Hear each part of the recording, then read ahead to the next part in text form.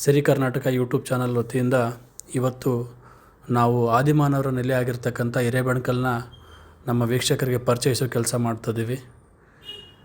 ಸುಮಾರು 3000 ವರ್ಷಗಳ ಹಿಂದೆ ಆದಿಮಾನವರು ಇಲ್ಲಿ ನೆಲೆಸಿದ್ರು ಅನ್ನೋಕ್ಕೆ ಕೆಲವು ಕುರುಹುಗಳಿದ್ದಾವೆ, ಕೆಲವು ಡಾಲ್ಮೆನ್ಸ್ ಇದ್ದಾವೆ, ಆದಿಮಾನವರ ಸಮಾಧಿಗಳು ಅಂತ ಹೇಳ್ತಾರೆ, ಕೆಲವು ಗುಹಾ ಚಿತ್ರಗಳು ಅಥವಾ ಬಂಡೆ ಮೇಲೆ ಮಾಡಿರ್ತಕ್ಕಂಥ ಚಿತ್ರಗಳಿದ್ದಾವೆ. ಇದೆಲ್ಲನೂ ನಾವು ಇವತ್ತು ನಮ್ಮ ವೀಕ್ಷಕರಿಗೆ ತೋರಿಸೋ ಕೆಲಸ ಮಾಡ್ತಿದ್ದೀವಿ. ಬನ್ನಿ ಹೋಗೋಣ. ಸ್ನೇಹಿತರೆ, ಈ ಒಂದು ಜಾಗ ಬರೋದು ಗಂಗಾವತಿ ತಾಲೂಕಿನಿಂದ 10 ಕಿಲೋಮೀಟ್ರ್ ದೂರ ಇರೋ ಹಿರೇಬೆಣಕಲ್ ಗ್ರಾಮದಲ್ಲಿ. ಹಿರೇಬೆಣಕಲ್ ಗ್ರಾಮಕ್ಕೆ ಬಂದು ನೀವು ಯಾರನ್ನಾದರೂ ಕೇಳಿದ್ರು ಕೂಡ ನಿಮಗೆ ಈ ಮೌರ್ಯರ ಮನೆಗಳು ಅಥವಾ ಹಿರೇಬೆಣಕಲ್ ಆದಿಮಾನವರ ನೆಲೆಗೆ ಹೋಗೋ ದಾರಿ ತೋರಿಸ್ತಾರೆ. ಒಂದಿಷ್ಟು ಹೊಲ, ಒಂದಿಷ್ಟು ಗದ್ದೆಗಳನ್ನ ದಾಟಿಕೊಂಡು ಒಂದು ಬೆಟ್ಟದ ಬೇಸ್ ಪಾಯಿಂಟಿಗೆ ನಾವು ರೀಚ್ ಆಗ್ತೀವಿ. ಅಲ್ಲಿಂದ ನಮ್ಮ ಬೈಕು ಕಾರು ಪಾರ್ಕ್ ಮಾಡಿ ನಾವು ಬೆಟ್ಟ ಹತ್ತಕ್ಕೆ ಸ್ಟಾರ್ಟ್ ಮಾಡಬೇಕು. ಸುಮಾರು ಒಂದು 3 ಕಿಲೋಮೀಟ್ರ್ ಟ್ರೆಕ್ಕಿಂಗ್ ಆದಮೇಲೆ ನಮಗೆ ಆದಿಮಾನವರ ನೆಲೆ ಸಿಗುತ್ತೆ. ಅದ್ಭುತವಾದ ಜಾಗ ಇದು. ಈ ಟ್ರೆಕ್ಕಿಂಗ್ ಮಾಡೋದು ಒಂದು ಭಾಳ ಆಸಕ್ತಿಕರ ವಿಷಯ ಇಲ್ಲಿ ಬಂದಾಗ. ಯಾಕಂದರೆ ಒಂದೇ ಬೆಟ್ಟ ಅಲ್ಲ, ಒಂದು ಬೆಟ್ಟ ಹತ್ತಿ ಇಳಿದು ಮತ್ತೆ ಹತ್ತಿ 2-3 ಬೆಟ್ಟ ಹತ್ತಿ ಇಳಿದ ಮೇಲೆ ನಮಗೆ ಈ ಡಾಲ್ಮೆನ್ಸ್ ಆದಿಮಾನವರ ಸಮಾಧಿಗಳು ಇಲ್ಲಿ ನೋಡೋಕ್ಕೆ ಸಿಗ್ತವೆ. ಒಂದಿಷ್ಟು ಅದು ಆ ಮಧ್ಯದಲ್ಲೇ ನಮಗೆ ಒಂದಿಷ್ಟು ಗವಿ ಚಿತ್ರಗಳು ಅಂದರೆ ಪೇಂಟಿಂಗ್ಸ್ ಕೂಡ ಆದಿಮಾನವರು ಮಾಡಿರ್ತಕ್ಕಂಥ ಪೇಂಟಿಂಗ್ಸ್ ಕೂಡ ನೋಡೋಕ್ಕೆ ಸಿಗ್ತವೆ. ನಮಸ್ಕಾರ ಸ್ನೇಹಿತರೆ, ಇವತ್ತು ನಾವು ಗಂಗಾವತಿ ಹತ್ರ ಇರ್ತಕ್ಕಂಥ ಮೌರ್ಯರ ಬೆಟ್ಟಕ್ಕೆ ಬಂದಿದ್ದೀವಿ. ನಮ್ಮೂರು ಗಂಗಾವತಿನೇ. ಒಬ್ಬರು ಗೆಸ್ಟ್ ಬಂದಿದ್ದರು, ಅವ್ರಿಗೆ ತೋರಿಸೋಣ ಅಂತ ಬಂದಿದ್ವಿ. ಜೊತೆಗೆ ನಾವು ಕೂಡ ನಮ್ಮ ಯೂಟ್ಯೂಬ್ ವ್ಯೂವರ್ಸಿಗೆ ಒಂದಿಷ್ಟು ಮೌರ್ಯರ ಬೆಟ್ಟದ ಬಗ್ಗೆ ತಿಳಿಸೋಣ ಅಂತ ಬಂದಿದ್ದೀವಿ. ಆಲ್ಮೋಸ್ಟ್ ಅರ್ಧ ಬೆಟ್ಟ ಟ್ರೆಕ್ ಮಾಡಿದ್ದೀವಿ. ಇಲ್ಲಿ ನಮಗೀಗ ಕೇವ್ ಪೇಂಟಿಂಗ್ ಸಿಗುತ್ತೆ. ಆದಿಮಾನವ್ರನ್ನೆಲ್ಲ ಈ ಜಾಗ. ಇಲ್ಲಿ ಅವ್ರು ಇರೋದಕ್ಕೆ ಒಂದಿಷ್ಟು ಕುರುಹುಗಳಿದ್ದಾವೆ. ಇಲ್ಲಿ ಅವ್ರು ಮಾಡಿರ್ತಕ್ಕಂಥ ಒಂದು ಪೇಂಟಿಂಗ್ಸ್ ಇದ್ದಾವೆ. ಸುಮಾರು 3000 ವರ್ಷಗಳಿಂದ ಮಾಡಿದ ಪೇಂಟಿಂಗ್ಸ್ ಆದರೂ ಕೂಡ ಇವತ್ತಿಗೂ ನಮಗೆ ನೋಡೋಕ್ಕೆ ಸಿಗುತ್ತೆ. ಬನ್ನಿ ನೋಡೋಣ.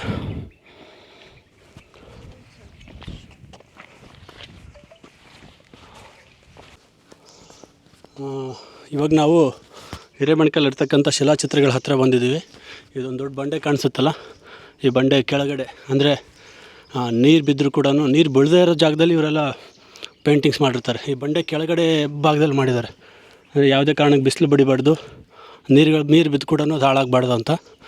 ಮುಂದೆ ಹೋದರೆ ನಮಗಿನ್ನೂ ಪೇಂಟಿಂಗ್ಸ್ ಎಲ್ಲ ನೀಟಾಗಿ ಕಾಣಿಸುತ್ತೆ. ಬನ್ನಿ ತೋರಿಸೋಣ. ಸೊ ಇದು ಇಲ್ಲಿ ಕಾಣಿಸುತ್ತೆ ನಮಗೆ ಶಿಲಾಯುಗದ ಆದಿಮಾನವರು ಮಾಡಿರ್ತಕ್ಕಂಥ ಚಿತ್ರಗಳು ಅನಿಸುತ್ತಾ. ಇಲ್ಲಿ ನೋಡಿ, ಕಂಟಿನ್ಯೂಸ್ ಆಗಿ ಒಬ್ಬರ ಪಕ್ಕ ಒಬ್ಬರು ನಿಂತಿದ್ದಾರೆ. ಮೇಬಿ ಒಂದು ಸೆಲೆಬ್ರೇಷನ್ ಟೈಮ್ ಇರ್ಬೋದು, ಏನೋ ಒಂದು ಸಂಭ್ರಮ ಮಾಡ್ತಿರೋ ಟೈಮು, ಡ್ಯಾನ್ಸಿಂಗ್ ಥರ ಒಬ್ಬರು ಕೈ ಒಬ್ಬರು ಹಿಡ್ಕೊಂಡು. ಮೇಲೆ ಒಂದು ದೊಡ್ಡ ವ್ಯಕ್ತಿ ಚಿತ್ರ ಕಾಣುತ್ತೆ. ಇಲ್ಲಿ ಕೆಳಗಡೆ ಬಂದರೆ ಅವರು ನೋಡಿರ್ತಕ್ಕಂಥ ಅಥವಾ ಅವ್ರು ಸಾಕಿರ್ತಕ್ಕಂಥ ಪ್ರಾಣಿಗಳು. ಇಲ್ಲೊಂದು ಪ್ರಾಣಿ ಇದೆ, ಅದ್ರ ಮೇಲೆ ಮನುಷ್ಯ ಕೂತಿದ್ದಾನೆ. ಇಲ್ಲೊಂದು ಪ್ರಾಣಿ ಇದೆ. ಇದನ್ನು ನಾವು ಸಾಕಿರ್ತಕ್ಕಂಥ ಪ್ರಾಣಿಗಳು ಅನ್ಬೋದು, ಅಥವಾ ಅವರು ನೋಡಿರ್ತಕ್ಕಂಥ ಪ್ರಾಣಿಗಳು ಕೂಡ ಅಂತ ಅನ್ಬೋದು. ಅವ್ರು ತಮಗೇನು ಕಾಣಿಸ್ತಾ ಇತ್ತು ಅದನ್ನು ಡಾಕ್ಯುಮೆಂಟ್ ಮಾಡೋಕ್ಕೆ ಆಗಿನ ಕಾಲದಲ್ಲಿ ಏನೂ ಇರಲಿಲ್ಲ. ಅದನ್ನು ಅವರು ಈ ಥರ ಚಿತ್ರಗಳನ್ನು ಬರೆದು ಡಾಕ್ಯುಮೆಂಟ್ ಮಾಡಿ ಅಲ್ಲಲ್ಲಿ ಬಿಟ್ಟೋಗಿದ್ದಾರೆ ನಮಗೋಸ್ಕರ, ನಾವು ನೋಡೋಕೆ ಅಂತ. ಇವಾಗ ನಾವು ಅದನ್ನೆಲ್ಲ ನೋಡ್ತಾಯಿದ್ದೀವಿ. ಸೊ ಇನ್ನೂ ಮುಂದೆ ಹೋದಂಗೆಲ್ಲ ಇಲ್ಲಿ ಒಂದು ಬೇಟೆ ಆಡೋ ಚಿತ್ರ ಇದೆ. ಆಗಿನ ಕಾಲದವರು ಬೇಟೆ ಆಡೋಕ್ಕೆ ಬೇಟೆನೇ ಒಂದು ಆಹಾರ ಪದ್ಧತಿ ಮಾಡ್ಕೊಂಡಿದ್ರು ಅಂತ ಹೇಳೋಕ್ಕೆ ಇದೊಂದು ಚಿತ್ರ ನಮ್ಗೆ ಸಾಕ್ಷಿ. ಇಲ್ಲಿ ನೋಡಿ, ಇಲ್ಲಿ ಕೈಯಲ್ಲಿ ಒಂದು ಆಯುಧ ಹಿಡ್ಕೊಂಡಿದ್ದಾನೆ, ಬೇಟೆ ಆಡೋ ಪೋಸಲ್ಲಿದೆ. ಸೊ ಇಲ್ಲಿ ಕೂಡ ಅದೇ ಥರ ಮತ್ತು ಡ್ಯಾನ್ಸಿಂಗ್ ಅಥವಾ ಏನೋ ಒಂದು ಸಂಭ್ರಮ, ಒಬ್ರು ಕೈ ಒಬ್ರು ಹಿಡ್ಕೊಂಡು. ಸೊ ಇದೆಲ್ಲ ಮೌರ್ಯರ ಬೆಟ್ಟದಲ್ಲಿರ್ತಕ್ಕಂಥ ಆದಿಮಾನವರು ಮಾಡಿರ್ತಕ್ಕಂಥ ಶಿಲಾಚಿತ್ರಗಳು. ನಮಗೆ ಇದು ಮೇಬಿ ಒಂದು ಆಕಳು ಅಥವಾ ಜಿಂಕೆ ಅನ್ಬೋದು ಕೂಡಿದ್ದಾವೆ. ಇಲ್ಲೊಂದು ಪ್ರಾಣಿ ಇದೆ, ಅದ್ರ ಮೇಲೆ ಒಂದು ಮನುಷ್ಯ ಅದಕ್ಕೆ ಮೂಗ್ದಾರ ಹಾಕಿ, ಅಂದರೆ ಅವಾಗೇ ಪ್ರಾಣಿಗಳನ್ನು ಪಳಗಿಸಿ ಅದನ್ನು ಕಂಟ್ರೋಲ್ ಮಾಡೋದನ್ನು ಕೂಡ ಅವರು ಕಲ್ತ್ಕೊಂಡಿದ್ರು ಆ ಕಾಲದ ಜನ ಅಂತ ಗೆಸ್ ಮಾಡ್ಬೋದು. ಕೈಯಲ್ಲಿ ಒಂದು ಕಟ್ಟಿಗೆ ಇದೆ, ಮೂಗಿಗೆ ಒಂದು ಮೂಗ್ದಾಣದ ಥರ ಒಂದು ದಾರ ಹಾಕಿದ್ದಾರೆ. ಸೊ ನಾವು ಇವಾಗಿಂದಲ್ಲ ಇದೆಲ್ಲ, ಪ್ರಾಣಿಗಳನ್ನು ಪಳಗಿಸೋದು ಅದೆಲ್ಲ ಆಗಿನ ಕಾಲದಿಂದನೇ ಅವ್ರಿಗೆಲ್ಲ ಗೊತ್ತು ಅಂತ ಹೇಳ್ಬೋದು.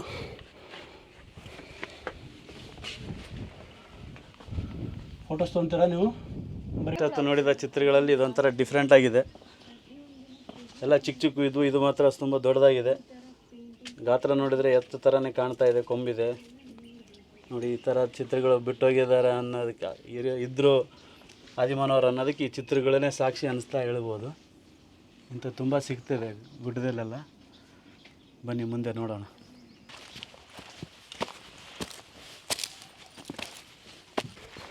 ಈ ನಮ್ಮ ಮೂರಾರು ಬೆಟ್ಟಕ್ಕೆ ಬರೋರು ಬೇರೆ ಬೇರೆ ಊರಿಂದ ಬೇರೆ ಬೇರೆ ಸ್ಥಳದಿಂದ ಬರೋರು ನೋಡೋಕ್ಕೆ ಅಂತ ಏನು ಯಾರೂ ಗೈಡ್ ಬೇಕಿಲ್ಲ ಇಲ್ಲಿ. ಯಾಕಂದರೆ ಎಲ್ಲ ಕಡೆಯೂ ಬೆಟ್ಟ ಕೆಳಗಿಂದ ಮೇಲೆವರೆಗೂ ಈ ಥರ ಮಾರ್ಕ್ ಮಾಡಿದ್ದಾರೆ. ಯಾರು ಹೊಸ ಪರ್ಸನ್ ಬಂದರೂ ಕೂಡ ಈಸಿಯಾಗಿ ಬೆಟ್ಟ ಹತ್ಕೊಂಡು ಮೂರಾರು ಮನೆಗಳ ಹತ್ರ ಸೇರ್ಬೋದು. ಯಾರಾದರೂ ಒಬ್ರು ಇದ್ದರೆ ಚೆನ್ನಾಗಿ ನಿಮಗೆ ಗೈಡ್ ಮಾಡೋಕ್ಕೆ, ನಿಮಗೆ ಅಸಿಸ್ಟ್ ಮಾಡೋಕ್ಕೆ. ಇಲ್ಲಾಂದರೂ ತೊಂದರೆ ಇಲ್ಲ, ಪ್ರತಿಯೊಂದು ಕಡೆಯೂ ನಿಮಗೆ ಮಾರ್ಕ್ ಮಾಡಿದ್ದಾರೆ. ನೇರವಾಗಿ ಸೀದಾ ನಿಮಗೆ ಅದು ಡಾಲ್ಮೆನ್ಸ್ ಹತ್ರನೇ ಕರ್ಕೊಂಡು ಹೋಗುತ್ತೆ. ಹಿರೇಬೆಣಕಲ್ ಆಲ್ಮೋಸ್ಟ್ ಮೇಲೆ ಬಂದಿದ್ದೀವಿ ಮೂರಾರು ಬೆಟ್ಟದ ಮನೆಗಳ ಹತ್ರ. ಅಲ್ಲೊಂದು ಮೇಲೆ ಒಂದು ಸ್ಟ್ರಕ್ಚರ್ ಕಾಣ್ತಾ ಇದೆ ನಮಗೆ, ಒಂಥರ ನಗಾರಿ ಥರ. ಅದೊಂದೇ ಬಂಡೆ ಇಲ್ಲಿ ಸೌಂಡ್ ಬೇರೆ ಥರನೇ ಮಾಡುತ್ತೆ ಬಾರಿಸಿದ್ರೆ. ಮೇ ಬಿ ಅದನ್ನು ಈ ಜನ ಏನಾದರೂ ಒಂದು ಕಾಲ್ ಮಾಡೋಕ್ಕೆ, ಎಲ್ಲರನ್ನೂ ಗ್ಯಾದರ್ ಮಾಡೋಕ್ಕೆ ಯೂಸ್ ಮಾಡ್ತಾಯಿದ್ರು ಅಂತ ಅನಿಸುತ್ತೆ. ಈಗ ಕೂಡ ಅದನ್ನು ಬಾರಿಸಿದ್ರೆ ಒಂಥರ ಡಿಫ್ರೆಂಟಾಗಿ ಸೌಂಡ್ ಬರುತ್ತೆ. ಒಂದಿಷ್ಟು ಜನ ಮೇಲೆ ಹೋಗಿ ಆಲ್ರೆಡಿ ಅದನ್ನು ಬಾರಿಸಿ ಅದನ್ನು ಟ್ರೈ ಕೂಡ ಮಾಡಿದ್ದು ಅಲ್ಲಿ ಗುರುತುಗಳು ಕಾಣಿಸ್ತಾ ವೈಟಾಗಿ. ಇದನ್ನು ಆಮೇಲೆ ಡ್ರೋನ್ ಶಾಟಲ್ಲಿ ತೋರಿಸ್ತೀನಿ ಹೆಂಗೆ ಕಾಣುತ್ತೆ ಅಂತ. ಆಲ್ಮೋಸ್ಟ್ ಮೇಲೆ ಬಂದಿದ್ದೀವಿ ಈಗ. ಇದು ಕಾಣುತ್ತಲ್ಲ, ಇದು ಒಂಥರ ಎಂಟ್ರೆನ್ಸ್ ಇದ್ದಂಗೆ ಮೂರರ ಮನೆಗಳಿಗೆ. ಈ ಎರಡು ಬಂಡಿಗಳ ಮಧ್ಯದಿಂದ ಹೋದರೆ ಇಲ್ಲಿಂದ ಡಾಲ್ಮೆನ್ ಸ್ಟಾರ್ಟ್ ಆಗ್ತವೆ. ಈಗ ಮುಂದೆ ಹೋಗ್ತಾ ಹೋಗ್ತಾ ಬೇರೆ ಬೇರೆ ಸ್ಟ್ರಕ್ಚರು, ಬೇರೆ ಬೇರೆ ಸೈಜಲ್ಲಿ ನಮಗೆ ಡಾಲ್ಮೆನ್ ಸಿಗ್ತವೆ. ಮುಂದೆ ಹೋಗೋಣ ಬನ್ನಿರಿ. ಹಂಗೆ ಬಾ.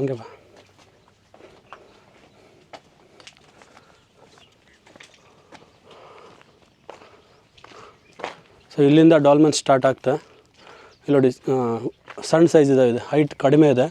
ಮುಂದೆ ಹೋಗ್ತಾ ಹೋಗ್ತಾ ಇನ್ನೂ ನಮಗೆ ದೊಡ್ಡ ದೊಡ್ಡ ಸೈಜಿಂದ ಡಾಲ್ಮೆನ್ಸ್ ನೋಡೋಕ್ಕೆ ಸಿಗುತ್ತೆ.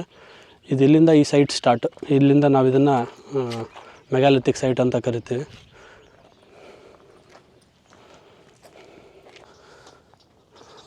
ಮೂರಾರು ಬೆಟ್ಟಕ್ಕೆ ಬಂದವರು ಈ ಸ್ಟ್ರಕ್ಚರ್ ನೋಡೋಕ್ಕೆ ಮರಿಬೇಡ್ರಿ. ಇದೊಂಥರ ಕಲ್ಲು ಬಂಡೆ ಇದ್ಲೇ ಒಂದು ಕಾರ್ ಥರ ಶೇಪ್. ಇದು ನೋಡೋಕ್ಕೆ ಚೆನ್ನಾಗಿದೆ. ಅದಕ್ಕೆ ನಮ್ಮ ಥರ ಬಂದವ್ರು ಯಾರೋ ಒಂದು 2 ವೀಲ್ಗಳು ಕೂಡ ಜೋಡಿಸಿದ್ದಾರೆ. ಆ ಕಡೆ ವೀಲ್ ಅದಾವೆಲ್ಲ ಗೊತ್ತಿಲ್ಲ, ಈ ಕಡೆ ಅಂತ ವೀಲ್ ಕಾಣಿಸ್ತಾವೆ. ಈ ಥರ ಬಂಡೆನೇ ಒಂದು ಕಾರ್ ಥರ ಕಾಣಿಸುತ್ತೆ ಶೇಪ್, ಥರ ಡಿಫ್ರೆಂಟ್ ಆಗಿದೆ.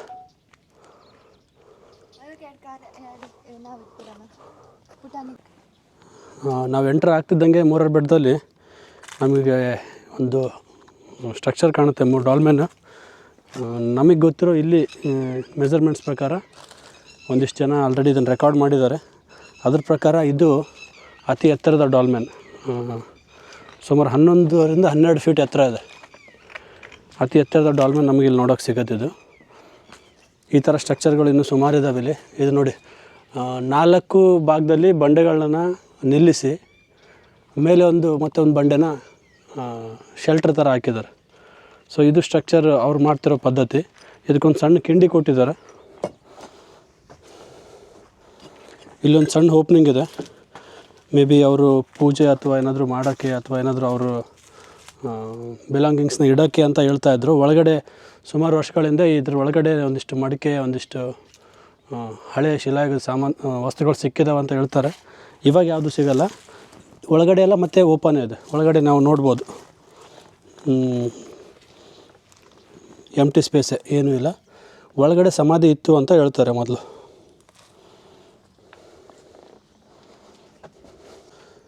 ಸೊ ಇಲ್ಲಿ ಯಾಕೆ ಬಂದರು ಶಿಲಾಯುಗದ ಆದಿಮಾನವರು ಅಂತಂದರೆ, ಅವ್ರಿಗೆ ಈ ಸ್ಟ್ರಕ್ಚರ್ಗಳನ್ನ ಮಾಡೋಕ್ಕೆ ಸೂಟೇಬಲ್ ಆಗಿರ್ತಕ್ಕಂಥ ಜಾಗ ಇದಾಗಿತ್ತು.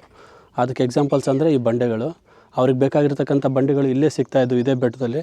ಈ ಬಂಡೆಗಳನ್ನು ಅವರು ಇಲ್ಲಿಂದನೇ ತೆಗಿತಾಯಿದ್ರು. ಅಂದರೆ ಅದು ಒಂದು ಪದ್ಧತಿ, ಅವ್ರು ಟೆಕ್ನಿಕ್ ಕಂಡುಕೊಂಡಿದ್ರು.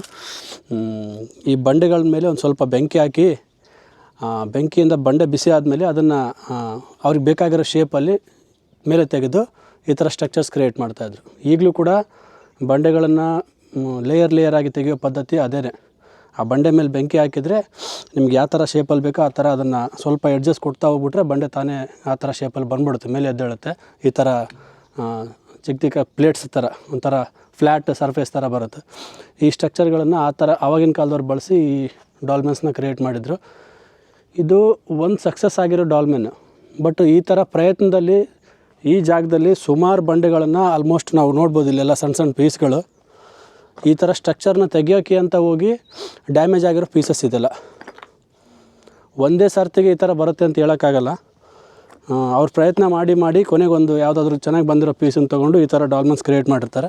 ಯಾವ್ದು ಚೆನ್ನಾಗಿ ಬಂದಿಲ್ಲ ಅಥವಾ ಏನಾದರೂ ಮಾಡಬೇಕಾದ್ರೆ ಆ ಪ್ರೊಸೆಸ್ಸಲ್ಲಿ ಅದು ಡ್ಯಾಮೇಜ್ ಆಯಿತು ಅಂದರೆ ಅದನ್ನೆಲ್ಲ ಇಲ್ಲೇ ಬಿಟ್ಟಿದ್ದಾರೆ. ಇಲ್ಲಿ ನಾವೆಲ್ಲ ಸುತ್ತಮುತ್ತ ನೋಡಿದ್ರೆ ಆ ಥರ ಸುಮಾರು ಬಂಡೆಗಳು ಅಥವಾ ಡ್ಯಾಮೇಜ್ ಆಗಿರೋದೆಲ್ಲ ನಮ್ಮ ಕಣ್ಣಿಗೆ ಕಾಣಿಸುತ್ತೆ.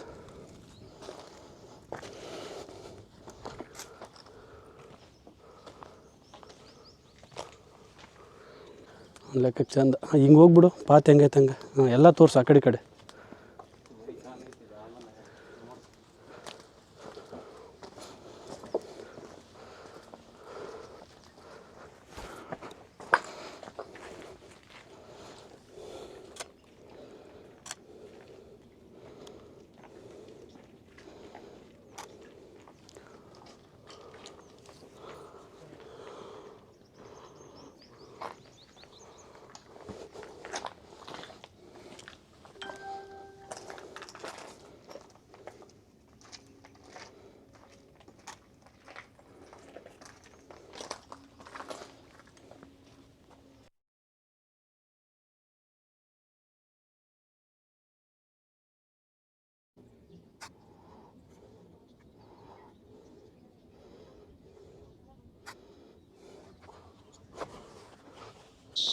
ಈ ಮೂರಲ್ ಬೆಟ್ಟ ನಿಮಗೆ ಕಂಪ್ಲೀಟಾಗಿ ನೋಡಬೇಕು ಅಂದರೆ ನೀವು ಬಂದಾಗ ಮಧ್ಯದಲ್ಲಿ ಒಂದೆರಡು ದೊಡ್ಡ ದೊಡ್ಡ ಬೋಲ್ಡರ್ಸ್ ಇದು ಬಂಡೆಗಳು. ಒಂದು ಸ್ವಲ್ಪ ಕರೆಕ್ಟಾಗಿ ನೀವು ನೋಡಿಕೊಂಡು ಆ ಬಂಡೆಗಳ ಮೇಲೆ ನಿಂತ್ಕೊಂಡ್ರೆ ಆಲ್ಮೋಸ್ಟು ಒಂದು 360 ಡಿಗ್ರಿ ನೀವೇ ತಿರುಗಿಬಿಟ್ರೆ ನಿಮಗೆ ಇಡೀ ಮೌರ್ಯರ ಮನೆಗಳು ಎಷ್ಟಿದ್ದಾವೆ ಎಲ್ಲನೂ ಕಾಣಿಸುತ್ತೆ. ನೋಡಿ ಸುತ್ತ ಎಲ್ಲ ಈ ಥರ ಸ್ಟ್ರಕ್ಚರ್ಸ್ ಈ ಬಂಡೆ ಮೇಲೆ ನಿಂತ್ಕೊಂಡಾಗ ನಿಮಗೆ ಸ್ವಲ್ಪ ಎತ್ತರಕ್ಕೆ ಹೋಗು. ಈ ಬಂಡೆ ಮೇಲೆ ನಿಂತ್ಕೊಂಡ್ರೆ ಈ ಸೆಂಟ್ರಲ್ ಐತೆ ಬಂಡೆ, ಸುತ್ತ ಇರ್ತಕ್ಕಂಥ ಎಲ್ಲ ಡಾಲ್ಮೆನ್ಸ್ ಕೂಡ ನಿಮಗೆ ನೀಟಾಗಿ ಕಾಣಿಸ್ತೆ. ನೋಡಿ ಎಲ್ಲ ಕಡೆನೂ ಡಾಲ್ಮೆನ್ಸ್ ಇದ್ದಾವೆ, ನಾವು ಮಧ್ಯದಲ್ಲಿದ್ದೀವಿ ಈಗ. ಇದ್ರ ಜೊತೆಗೆ ಈ ಡಾಲ್ಮೆನ್ಸ್ ಏರಿಯಲ್ ಶಾಟಲ್ಲಿ ಡ್ರೋನ್ ಶಾಟಲ್ಲಿ ಹೆಂಗೆ ಕಾಣಿಸುತ್ತೆ ಅಂತ ನೆಕ್ಸ್ಟ್ ವೀಡಿಯೋಲಿ ಬರುತ್ತೆ ನೋಡಿ. ಇಲ್ಲೊಂದಿಷ್ಟು ನೀರಿನ ವ್ಯವಸ್ಥೆ ಕೂಡ ಇದೆ, ಒಂದು ಸಣ್ಣ ಕೆರೆ ಇದೆ. ಆಗಿನ ಕಾಲದ ಜನರು ಇದು ಪೂರ ಬಂಡೆ ಪ್ರದೇಶ, ಅವರೇ ನಿರ್ಮಾಣ ಮಾಡಿದ್ರು ಅನ್ಬೋದು. ಒಂದಿಷ್ಟು ನೀರಿದೆ ಇಲ್ಲಿ. ಇನ್ನೂ ಖುಷಿ ವಿಚಾರ ಅಂದರೆ ಎಷ್ಟು ಸುಂದರವಾದ ಇದು ತಾವರೆ ಹೂವು ಈ ಪಾಂಡ್ ತುಂಬ, ಈ ಕೆರೆ ತುಂಬ. ಮೇ ಬಿ ನಾವು ಈಗ ಸಮ್ಮರಲ್ಲಿ ಬಂದಿದ್ವಿ, ಮಳೆಗಾಲದಲ್ಲಿ ಭಾಳ ಸಲ ಬಂದಿದ್ವಿ. ಸಮ್ಮರಲ್ಲಿ ಬಂದಿದ್ವಿ, ನೀರಿರಲ್ಲ ಅಂದ್ಕೊಂಡಿದ್ವಿ. ಇವಾಗ ಕೂಡ ನೀರಿದೆ. ಈ ಕೆರೆ ತುಂಬ ಹೂಗಳು ನೋಡ್ರಿ, ಹೂಗಳು ಎಷ್ಟು ಚೆಂದ ಕಾಣಿಸ್ತದೆ. ಇದ್ರಷ್ಟು ನೋಡಿದಿಲ್ರಿ.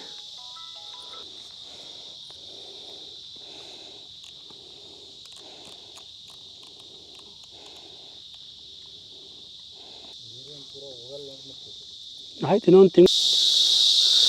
ಸೊ ಇಲ್ಲಿ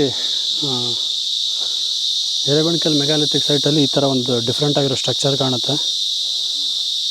ಇದನ್ನು ನಾವು ಇತಿಹಾಸಕಾರಿಗಳಾಗಿ ಯಾರಾದರೂ ಒಬ್ಬರು ಪ್ರಮುಖರು ಸಮಾಧಿ ಇರಬೇಕಿದು.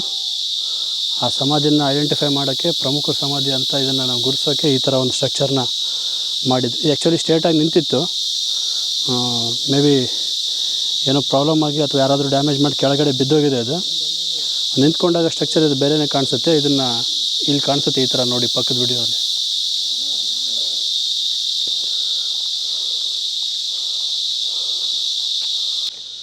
ಓಕೆ ಸ್ನೇಹಿತರೆ, ಇದಾಗಿತ್ತು ಇವತ್ತಿನ ಹಿರೇಬೆಣಕಲ್ ಶಿಲಾಯುಗದ ನೆಲೆ ಒಂದು ವಿಡಿಯೋ.